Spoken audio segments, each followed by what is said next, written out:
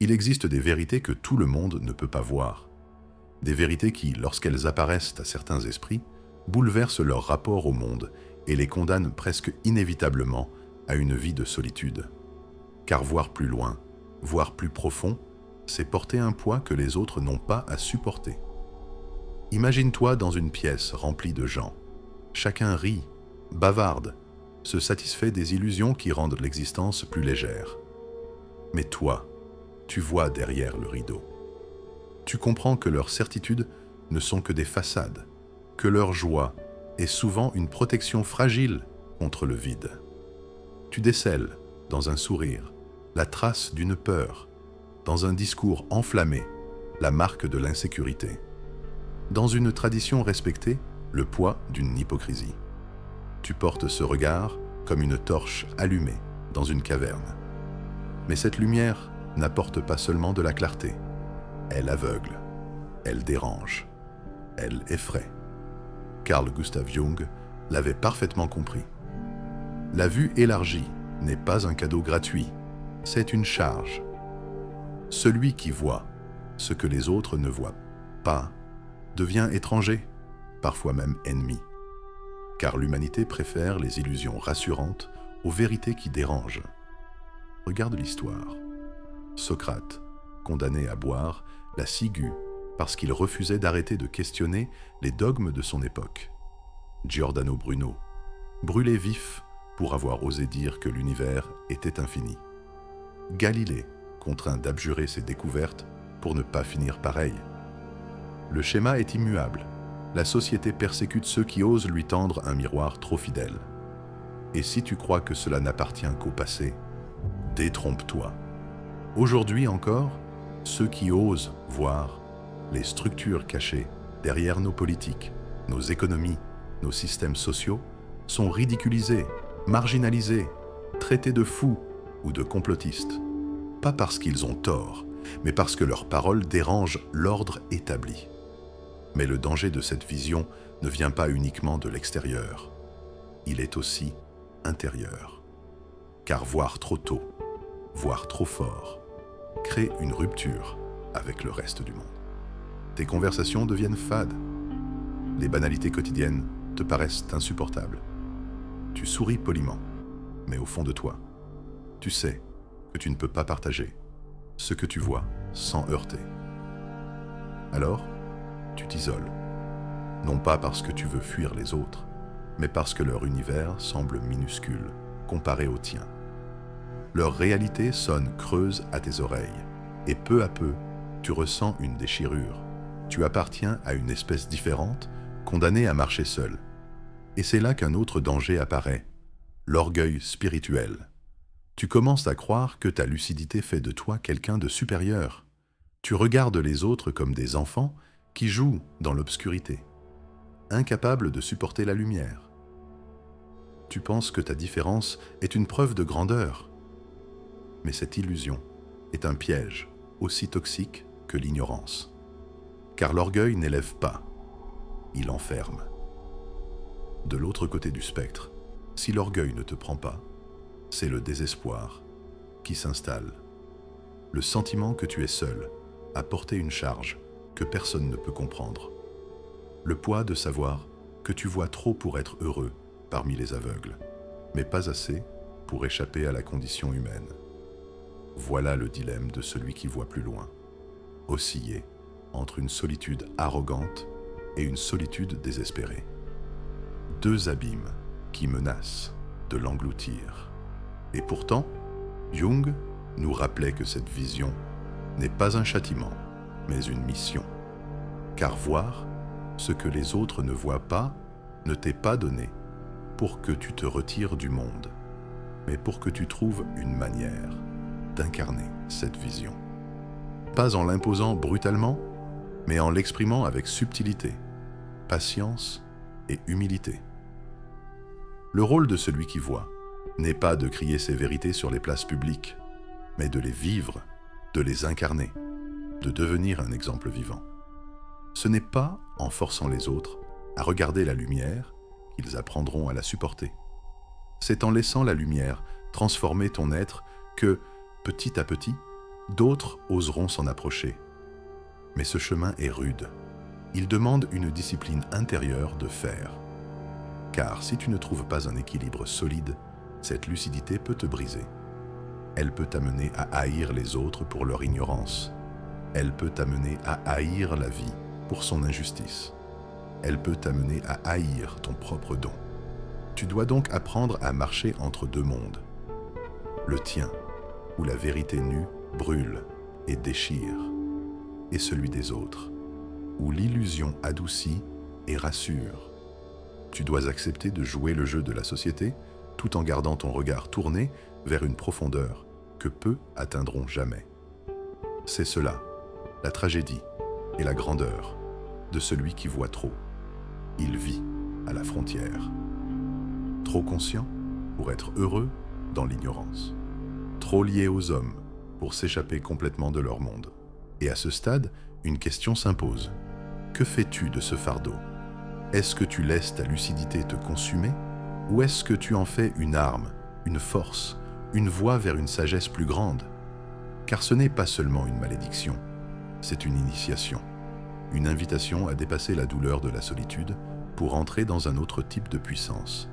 Mais avant de comprendre comment transformer ce fardeau en force, il faut aller plus loin, plus profondément, vers la seconde étape de cette traversée, apprendre à transformer le silence en un trône et la solitude en une discipline qui inspire la crainte et le respect. Quand l'œil s'ouvre sur des vérités que la majorité refuse, il devient impossible de refermer cette paupière spirituelle. Tu as vu, tu sais, et ce savoir te sépare. Mais ce n'est pas une condamnation définitive, c'est une invitation, une épreuve initiatique dont l'issue dépend de la façon dont tu la traverses. Car la solitude que tu ressens n'est pas là pour t'écraser, mais pour te forger.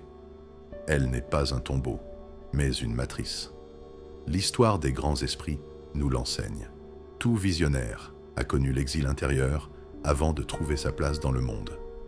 Pense à Nietzsche, qui écrivait seul, consumé par une lucidité insoutenable, rejeté par son époque. Pense à Kierkegaard, isolé par une foi et une pensée trop radicale pour son siècle. Pense à Jung lui-même, plongé dans une nuit obscure de l'âme, où il frôla la folie avant de bâtir une œuvre immense. Tous ont dû affronter ce désert, mais aucun n'y est resté prisonnier. Ils ont découvert que la solitude pouvait devenir une école, une forge, une couronne. Le premier secret, c'est de comprendre que ta vision n'est pas faite pour être partagée avec tous. La vérité n'est pas une marchandise que l'on jette dans la foule. Elle est une flamme fragile qui doit être portée avec soin. La majorité n'est pas prête à l'accueillir. Elle a besoin de ses illusions pour fonctionner. Et toi, tu dois apprendre à respecter ce rythme. La patience devient alors ton armure, car tu sais qu'il ne sert à rien de crier. Ceux qui doivent voir viendront à toi, tôt ou tard, pas parce que tu les auras forcés, mais parce que leur propre chemin intérieur les y aura conduits. Ton rôle n'est pas d'arracher les paupières des autres, mais de garder ta lumière allumée, stable, immuable. Le second secret, c'est de transformer la solitude en discipline. Là où beaucoup fuient le silence, toi, tu dois l'habiter. Là où d'autres cherchent le bruit pour oublier, toi, tu dois plonger dans la profondeur du vide.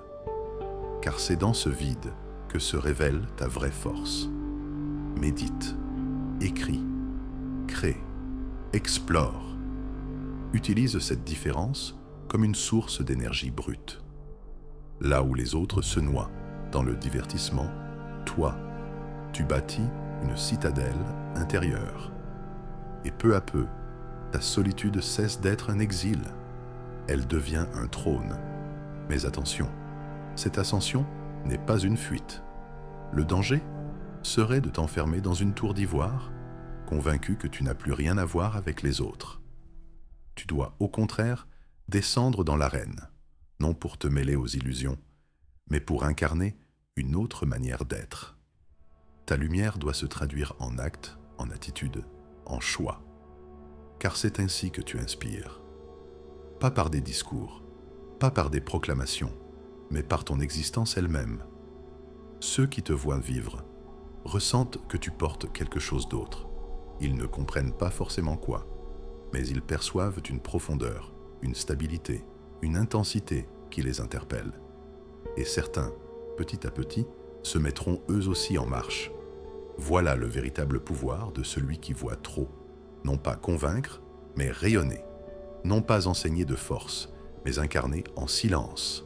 Non pas se perdre dans la douleur d'être seul, mais utiliser cette solitude comme un carburant spirituel. Alors la vision cesse d'être un fardeau et devient un privilège. Elle t'arrache de la foule, oui, mais elle t'élève aussi au-dessus de ses tourments. Là où les autres sont prisonniers de leurs illusions, toi, tu connais la vérité. Et même si elle est dure, même si elle est brutale, elle est plus solide que n'importe quel rêve. Et dans cette vérité, tu découvres une liberté nouvelle. Car tu n'attends plus d'être compris. Tu n'espères plus que les autres valident ton regard. Tu cesses de lutter contre leur ignorance. Tu acceptes que ton chemin soit différent. Et dans cette acceptation, un poids immense disparaît. C'est là que la transformation se produit. Ce qui était solitude devient souveraineté. Ce qui était rejet devient indépendance. Ce qui était malédiction devient initiation. Jung disait, « Celui qui regarde à l'extérieur rêve. Celui qui regarde à l'intérieur s'éveille. » Tu as regardé à l'intérieur, et ce que tu y as trouvé t'a isolé. Mais si tu continues, si tu persistes, ce même regard intérieur te mènera vers une lumière que rien ne pourra éteindre. Alors, au lieu de maudire ta différence, embrasse-la. Au lieu de craindre ton isolement, honore-le. Tu n'es pas venu pour plaire, ni pour être accepté. Tu es venu pour incarner une vérité que peu oseront toucher. Et si tu portes cette vérité avec courage, discipline et humilité, tu découvriras qu'il n'y a pas de plus grand privilège. Car au bout du chemin, il y a une paix que les autres ne connaîtront jamais, celle d'avoir traversé le feu, d'avoir vu l'invisible et d'avoir appris à rester debout malgré tout. Et peut-être qu'un jour, en silence, sans discours, ni éclat, tu deviendras ce que tu étais destiné à être, un phare